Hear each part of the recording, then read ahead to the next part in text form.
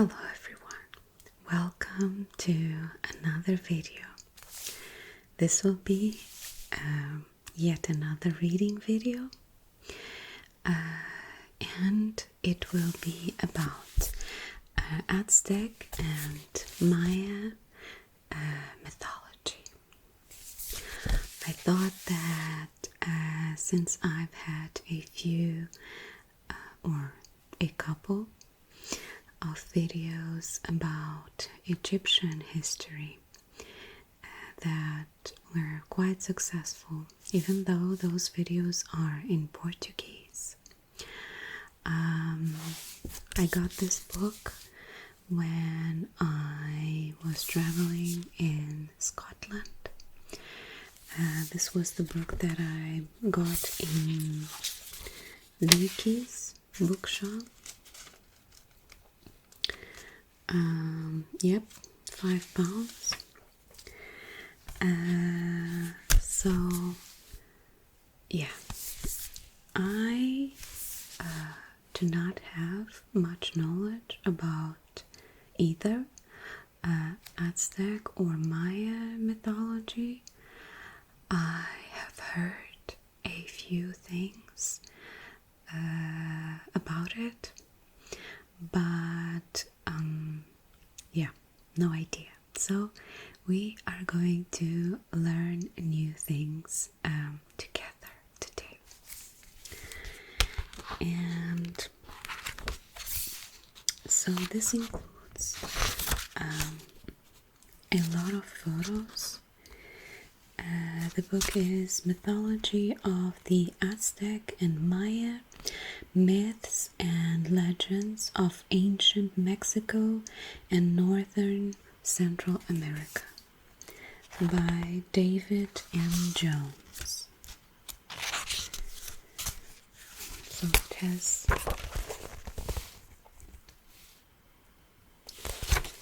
a lot of pictures and drawings and just photos of actual places, which is nice. And it includes A to Z myths and legends of Aztec and Maya. So I thought that the book was amazing because it has absolutely, again, A to Z, as they say. I don't know if it's absolutely everything, but I would hope so. And there's a short description with each and every one of them. Of course, we are not going to read all of them today, okay? Because ain't nobody got time for that. But we are going to read a few myths that are highlighted here as well. So this would be the creation and the universe myth, and I haven't read it. Haven't read it. It's gonna go well. It's gonna go well. Anyway, I'll just start reading. The Aztec and the Maya both recorded an elaborate sequence of creations preceding their own world. The Aztec creation myth comprised 5 successive worlds and suns, the first 4 ending in a cataclysm.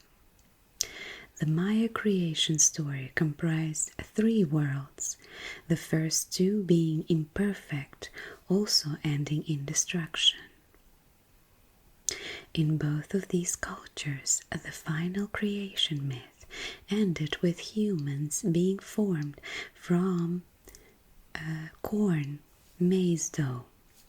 the ultimate gift of the gods being the knowledge of how to grow corn and other edible plants for human consumption and survival.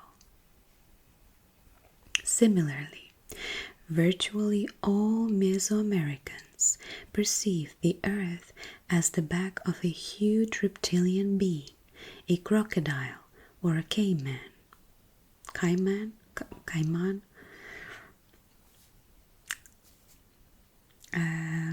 Lying in water. The other parts of the cosmos were above and below the earth, and in both Aztec and Maya sources are described as multi-layered. Maya sources also describe a second concept in which the earth is a huge iguana house, a reptilian structure whose sides, walls, roof, sky, and floor, earth, were formed by the bodies of iguanas. Interesting. The Aztec universe, Teyodocualoyan.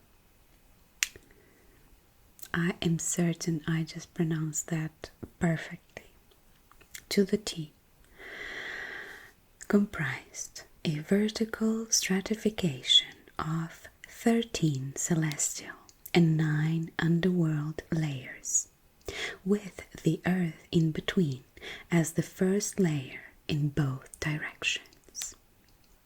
The levels were each ruled by a deity, and the celestial deities were each associated with a bird. So I feel like this is the drawing that explains this creation myth of different sections, left, right, and yes. So Aztec creation was based on the idea of 4 successive worlds left, created and destroyed before the Aztec own world, that of the 5th sun. 4 of these suns or epochs of nature are depicted here. The people of the 2nd sun, destroyed by winds, were turned into monkeys. Those of the 3rd sun, destroyed by fire, into birds, and those of 4th sun, destroyed by floods, into fishes, and those of the 5th sun, given the gift of agriculture. That is actually really interesting because, I mean, we do know that there were quite a few global cataclysms and just destructions happening. Indeed, the last of the global cataclysms were related with floods. It's not just just a myth, I guess. There's a lot of scientific, I don't want to say proof, but there's a lot of research happening around the fact that there was indeed a flood not that long ago, and I find this to be very interesting in the part that they speak about previous people that existed during those times, and that they were transformed into different kinds of animals right after the cataclysms. I'm already learning things that I find interesting. So we have a few gods here. Quetzalcoatl. I think that I've heard that name before. Maybe that's I don't know, takes all my credibility away, but I'm a little bit skeptical about many things, but I do enjoy a little bit. No, I enjoy watching Ancient Aliens from History Channel, especially the first maybe 2 seasons. Now it's a bit more, I don't know, redundant and repetitive. And also they're just going for slim pickings, as it looks like.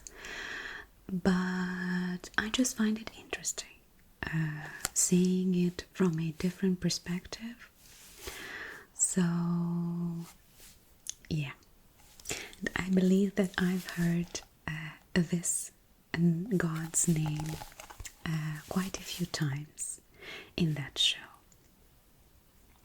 Okay, so he is the plumed serpent, was sent by the gods after the creation of the 5th sun. In his guise as the wind god, Ehecatl,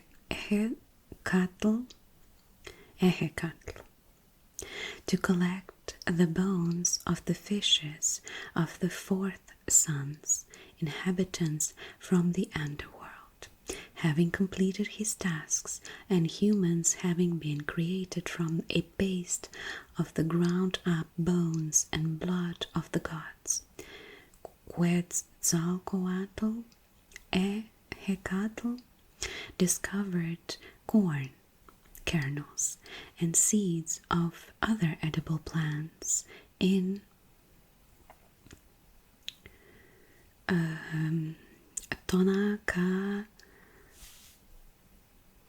Tepetl.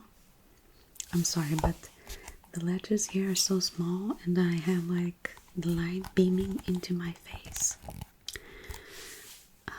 So it's the sustenance mountain. He gave humans the knowledge of agriculture, scattering the seeds across the land for the rain god Tlaloc to water. So he's the plumed serpent that supposedly flies, right? I think that he's depicted right here.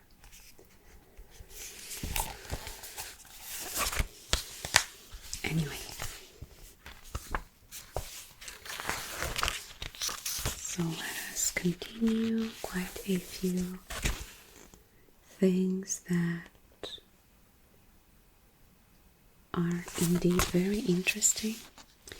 I do want to go through this entire book, hopefully soon. I'm quite curious in general about history, but I find ancient history and mythology very much exciting, and yeah, I enjoy learning about it a lot. And yeah, I don't have much knowledge about many mythologies. I've learned a few, the ones that I don't know, perceived as the most interesting at the beginning, but now I also want to add to my knowledge. So that's why I wanted to learn about just Americas in general. Unfortunately, I don't believe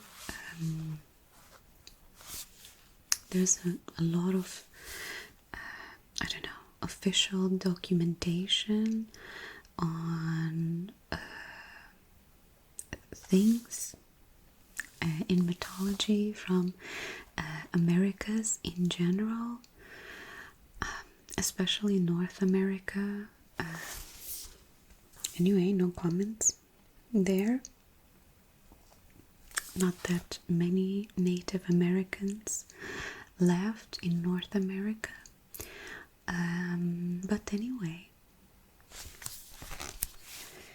here we have another more extensive one, which is ordering the world. The concept of cyclicity permeated the entire fabric of Mesoamerican culture and society. From the daily journey of the sun across the sky, through the monthly cycles of the moon and the annual pattern of the season, to the superannual countings of days and months according to the motions of the planets and stars, virtually every Mesoamerican act and task was believed to occur under the auspices of celestial movements. Cyclical time directed both man and the gods and goddesses, and regulated all thought, from people's everyday decisions to their worldview to social evolution. Even the world itself had been created in a series of episodes and would ultimately end in a closing of the cycle by the destruction of the fifth sun. Such belief is unremitting. Such belief in unremitting cyclicity was intimately connected to Aztec collapse in 1519-21, and helps to explain their complex and enigmatic reaction to the Spaniards. The Aztecs believed that Moctezuma II, Xocoyotzin reign, and the world of the fifth sun would end upon the return of Quetzalcoatl, the man god from the east, who claimed to claim his rightful rule and to create a new world order. The celestial movements ominously coincided with the arrival of Hernán Cortés, who cunningly used the knowledge of this belief to his advantage. And here is the calendar that brought the world to a little bit of panic in 2012. I remember that night.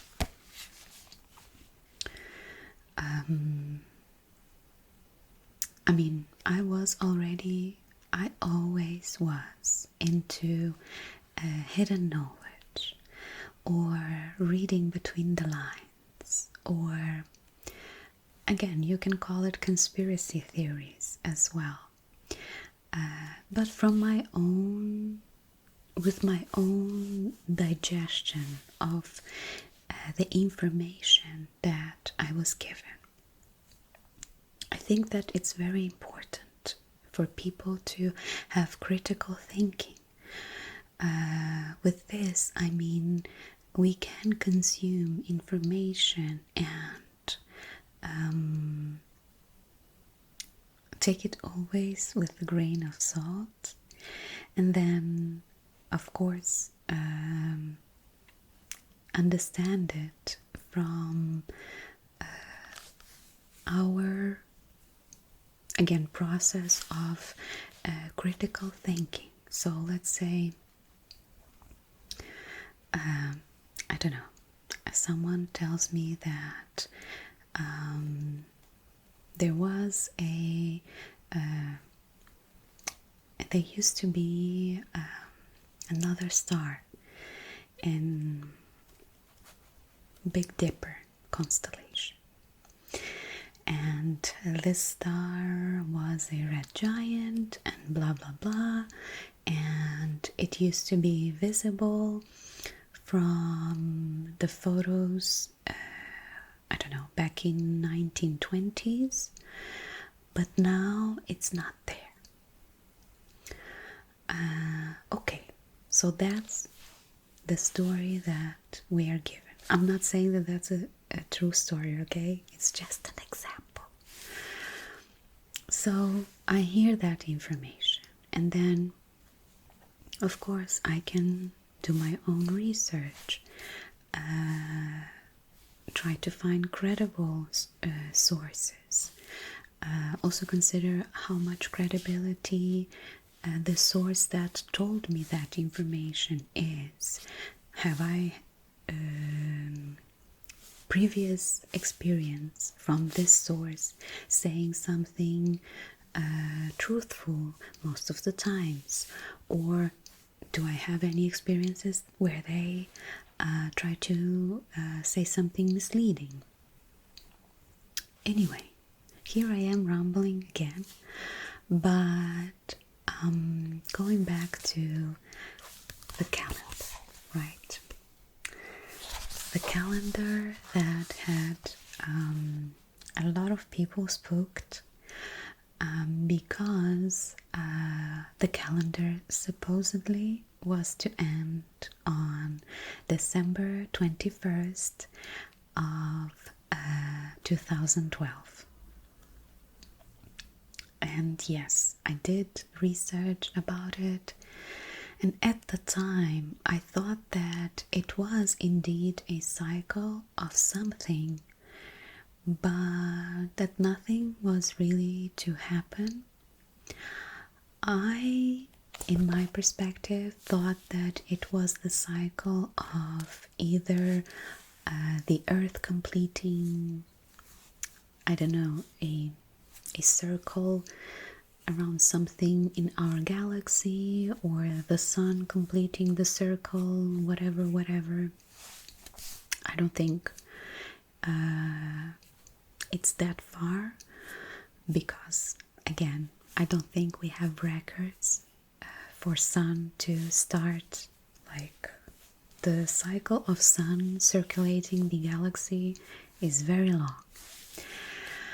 So I thought that that would be the case. So it is a cycle. And I mean, these people were quite knowledgeable about tracking the stellar cycles and lunar cycles. Everything was based on, again, this cyclicity, right? So I thought that it was related to a kind of cycle, again, that they were tracking, and this calendar in specific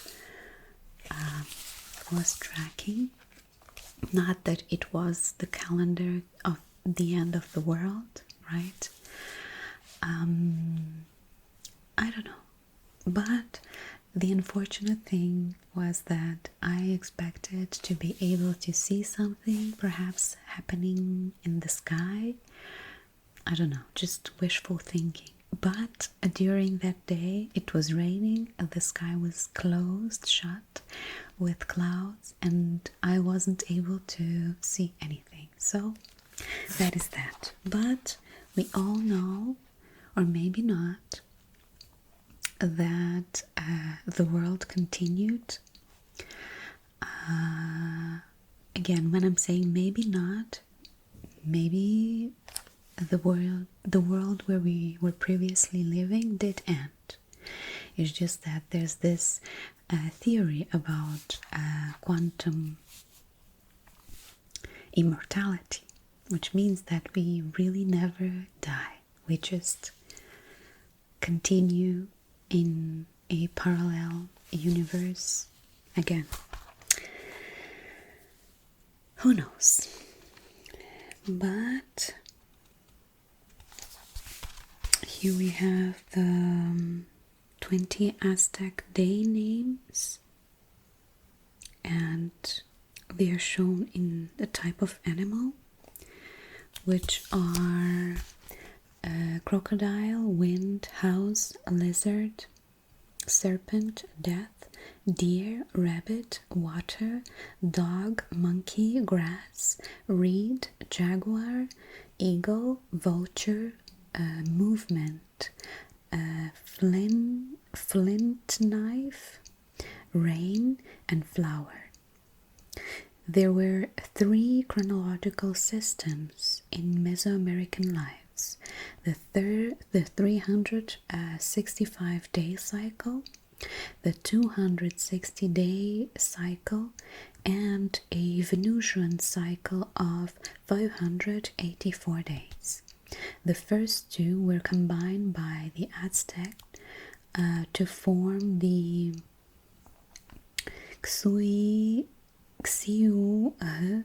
Malfili. Oh my goodness, a 52-year cycle. The 360-day cycle was made up of 18 months of 20 days each, plus 5 extra ill-omened days at the end of each year. Each month had special rites associated with it. The Aztecs also divided each day into 13 hours of daytime and 9 hours of nighttime. The sequence of days in each month was fixed, and therefore the day name of which a new solar year began shifted by 5 days each year. Interesting. So I guess those are the signs for the days, day names, at least a few of them. And here at the bottom we have all of them for both Aztec and Maya. That is so interesting. I mean, the fact that they tracked Venusian cycle, it's absolutely mind-blowing. Anyway, so it's all about cycles, and yeah, as they said, the 5 days that did not fit into the cycle of days that they have defined were cursed. Both Aztec and Maya are considered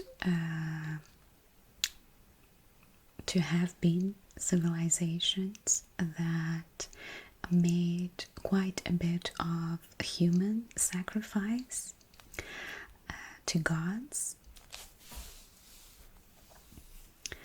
I guess if we really nitpicking through that, I'd say that most religions did that, if not all of them. But anyhow, so yeah, there were a lot of sacrifices, the whole system, how it worked.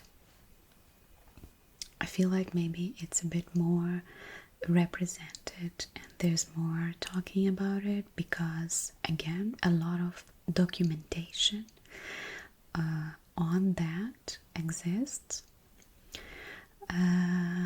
But anyway, cycles.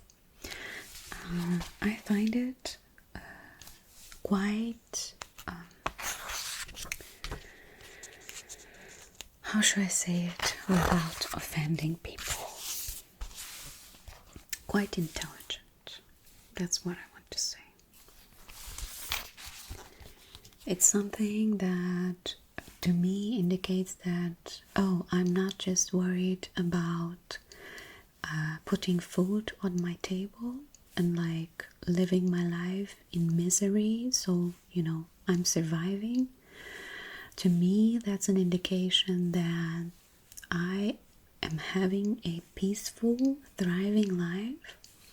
I have enough food and I have time to have concerns about higher things. Anyway, another important myth about duality and opposition. Duality pervades descriptions of the gods and goddesses, their world and the world of humans throughout Mesoamerica. Omeyocan, the 13th of the Aztec celestial levels, was literally the place of the two. The concept of a creator pair, male and female deities, and of a first man and a first woman was widespread. Most of the gods and goddesses had a counterpart, or male and female manifestations. For example, the name Ometeotl meant twice God.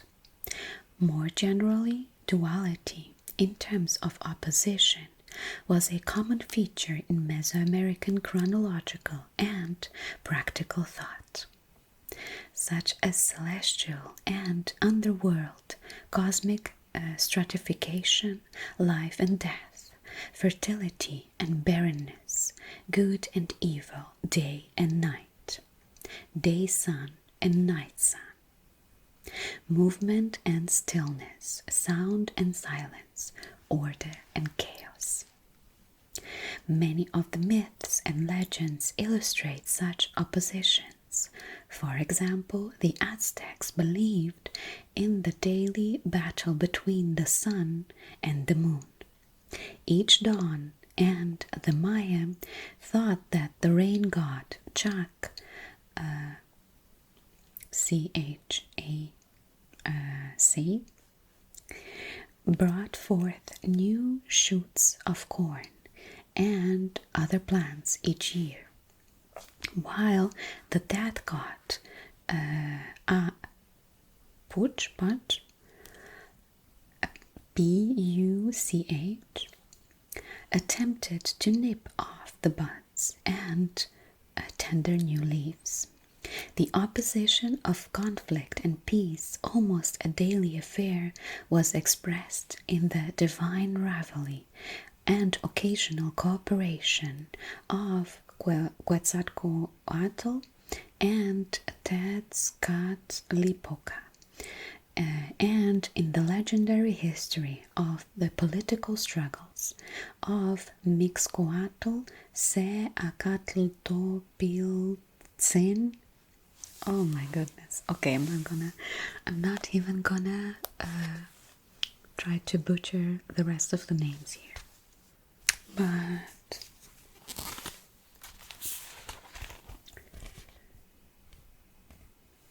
here we have this twice God that they mention.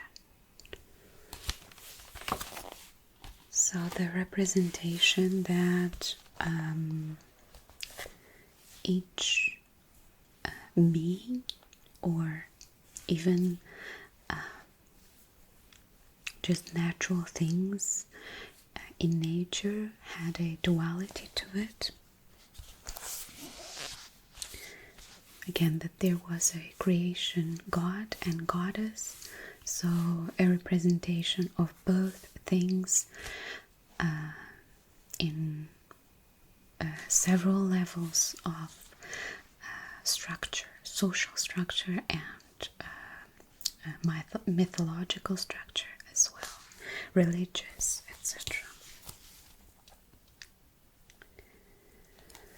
So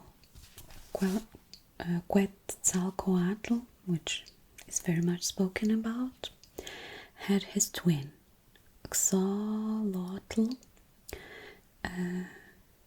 our divine representation of duality. One of Quetzalcoatl's principal roles was that of Venus as the morning star, who rose from the jaws of the earth monster, as depicted here in a stone stela from Azcapotzalco, a contemporary city on the mainland of northwest of Aztec, Tenochtitlan, in the basin of Mexico. So this is the one.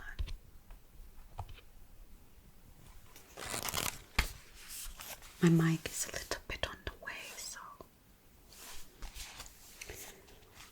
But again, another brilliant thought process.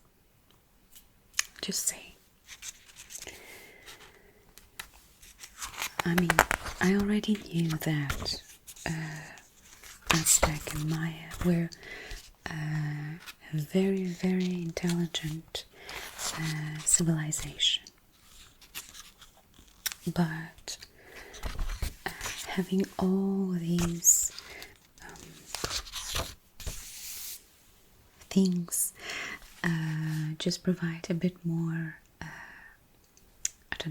proof about their intelligence.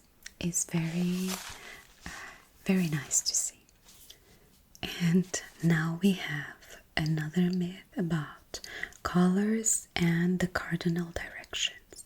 The Mesoamerican world, all living things, and the gods and goddesses were grouped according to the 4 cardinal directions on earth and personified by special colors that were assigned to these directions.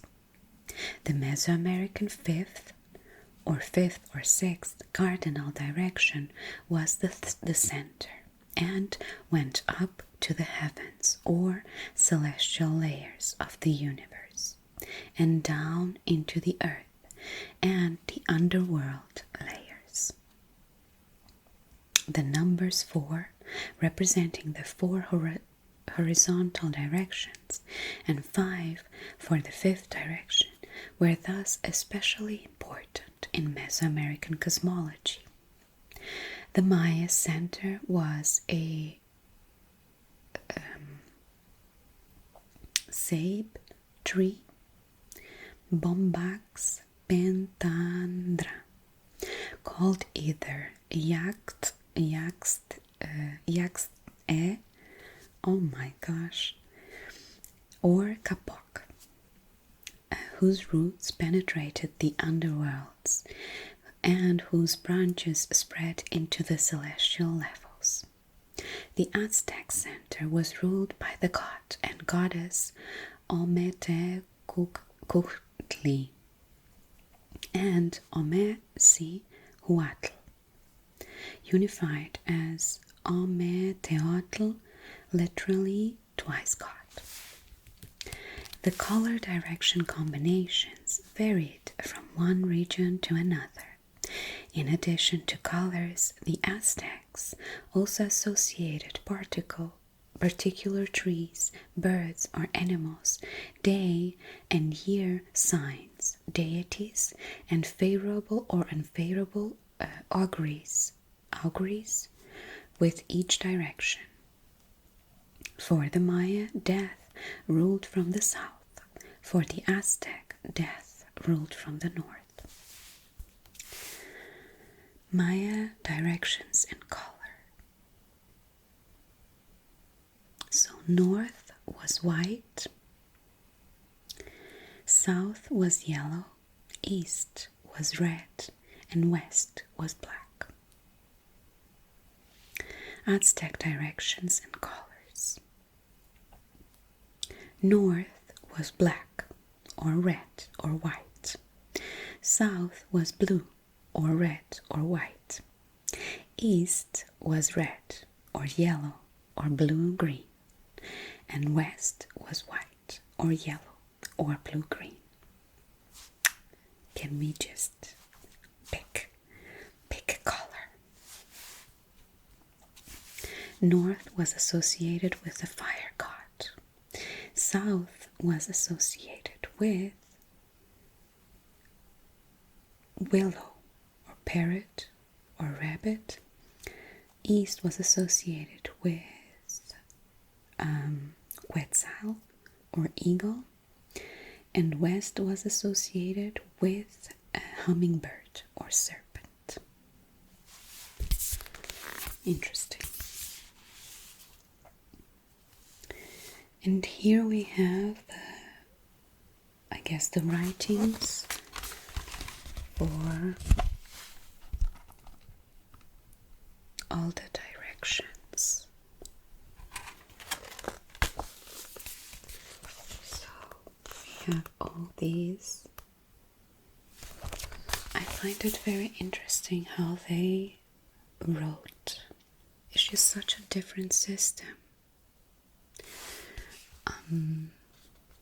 Comparing, for instance, like the writing system developed in Mesopotamia, right? Cuneiform writing. I don't know, to me it truly looks like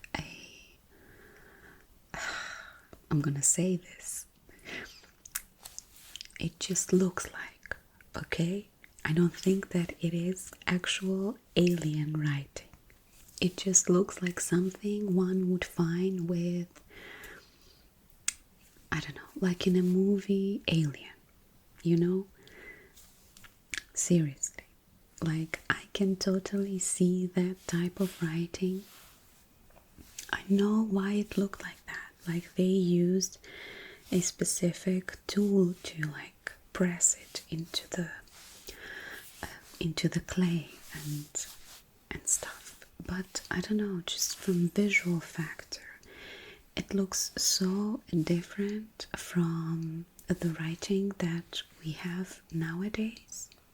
I don't know, maybe the writing that still seems the closest to the ancient writings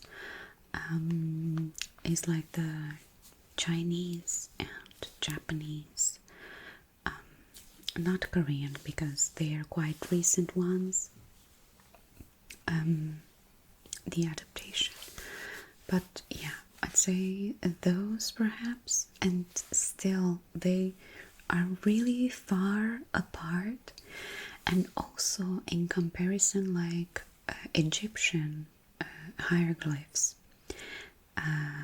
let's say that they were developed not long after the cuneiform writing was, and the difference between them is just like night and day.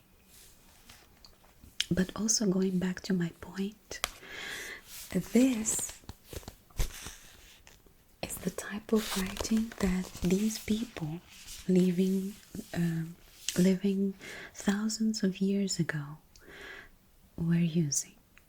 Like, I don't know, to me it's just something so complex. Like, it would take me, I don't know, maybe, let me see it, maybe half an hour to write that. Of course, with practice and all, one could write it a bit more fast, I guess. But still, like, in comparison to our letters, let me just picture this. You are an intelligent alien being, and someone shows you the word written, north, as we write it, right? And then they show you something like this. And you look at that and comparing the both of them, right? The writing as we do it now, north, and then these pictures. I mean, I say pictures, but okay, let's call them pictures, okay? I don't know. It just would look to me that north, written how we write it nowadays, looks so much more archaic and like something that, I I don't know, someone with a very, like someone who's very simple minded would write. Although maybe one could think also the other way around. Someone who's really, really smart would find a way to simplify things, and so writing it north, how we write it with our letters, simplifies things in a way to, I don't know, I'm just trying to find an argument. Because to me, how did we go from this to writing the simple symbols that represent letters nowadays? It just blows my mind. How did that happen? Anyway, I have a friend, he studies languages and stuff like that, and I just enjoy the process of how these things happen. But anyway, let us find maybe another one of the main myths. Right, and here it is. It is the myth of death and sacrifice. Mesoamericans learned to control their environment to some extent through agriculture and city life. Nevertheless, death was ever present. To the Aztecs and other Central Mesoamericans, death in battle for men, in childbirth for women, and in human sacrifice were considered particularly honorable. The Maya, in contrast, feared death greatly, even though warfare and conquest were frequent, and the bereaved expressed extreme mourning, weeping silently by day and giving out shrieks of grief during the night. The Aztec underworld was called Mictlan. The Maya equivalent was Mitnal or Xibaba. Sacrifice, in terms of time given to participating in special ceremonies as auto-sacrifice and as offerings of flowers, animals, or humans, was congenital in Mesoamerican culture.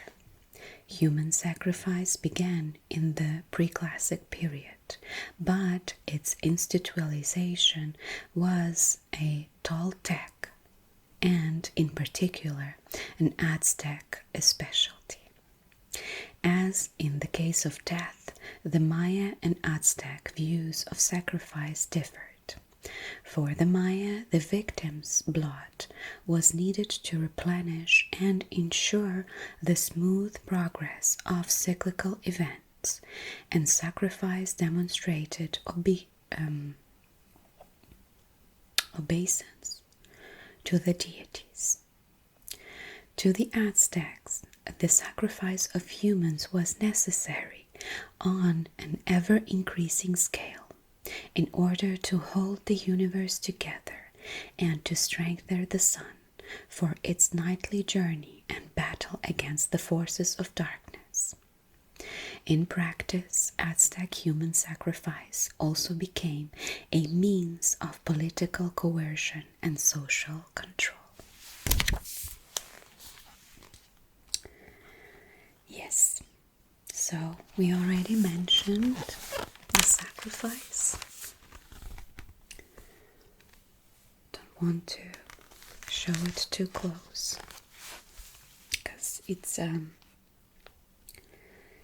least one of the pictures is quite graphic. But yeah, I think it's curious to know that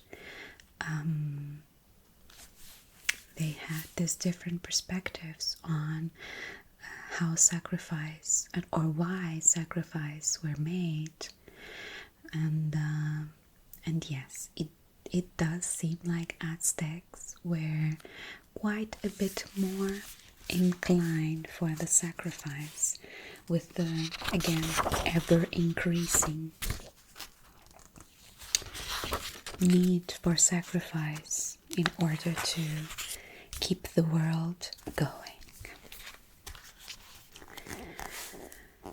Another one, twins and culture heroes. Many cities in ancient Mesoamerica had special patron deities, and for some, it is difficult to separate the god from a legendary hero of the same name who benefited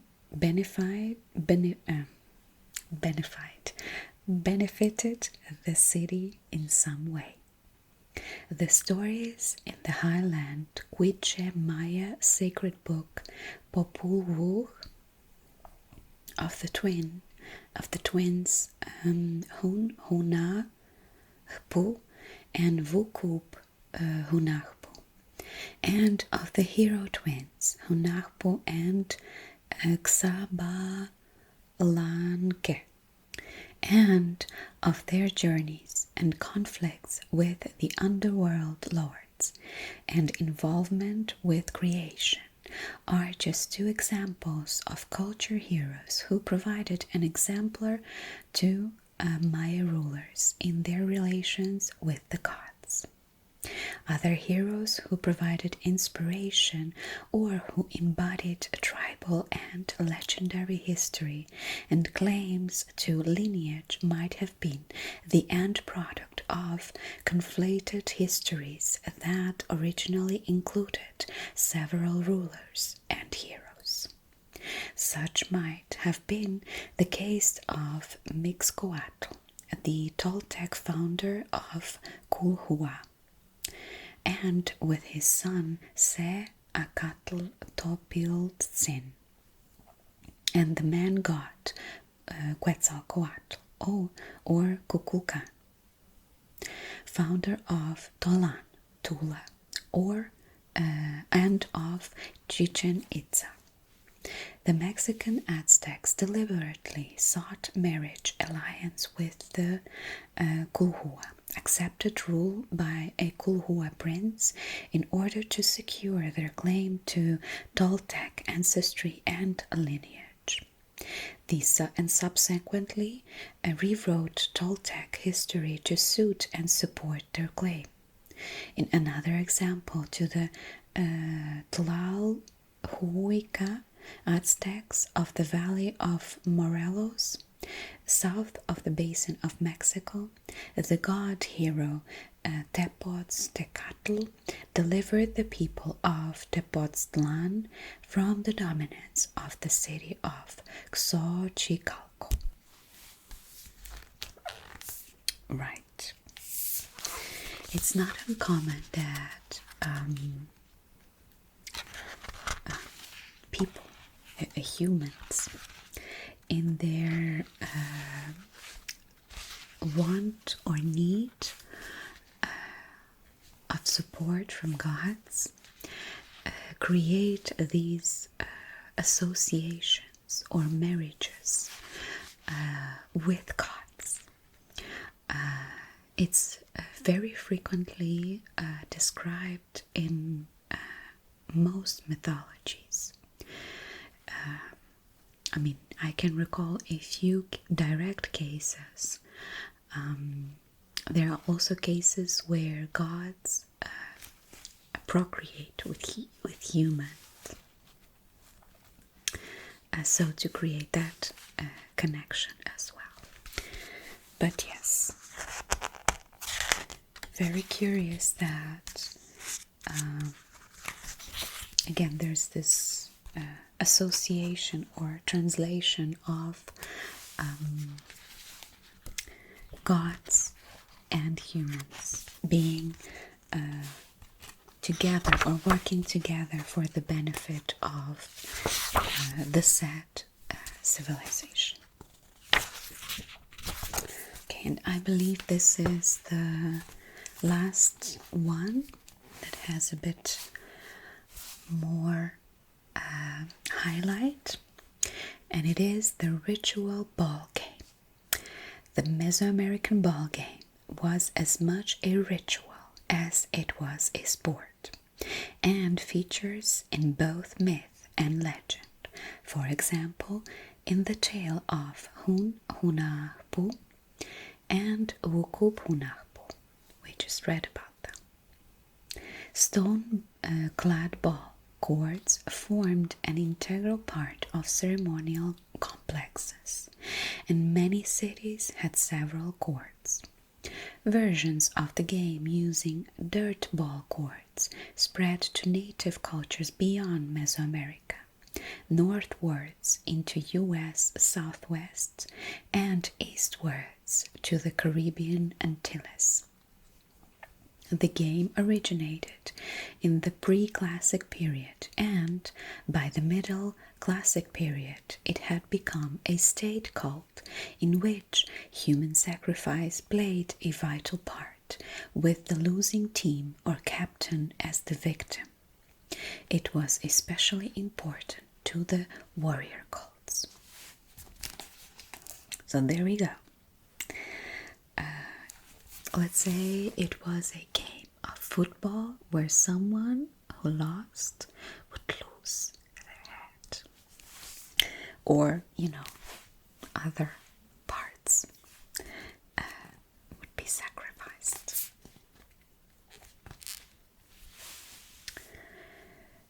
But here we have a ball player depicted.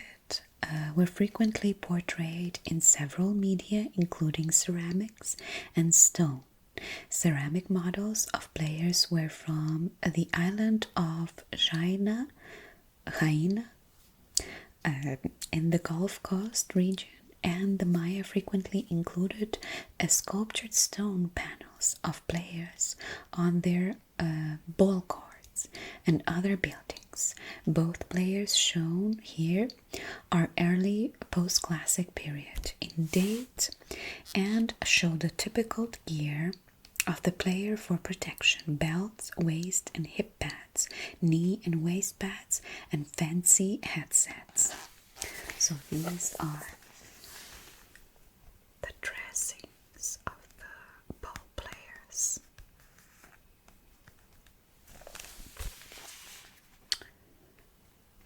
Quite a fancy headpiece, I'd say, in both cases, because this is some probably feathers, and this is the ball court. So we're football or soccer.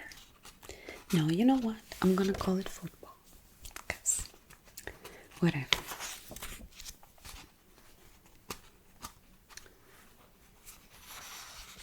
And here's also a chronology.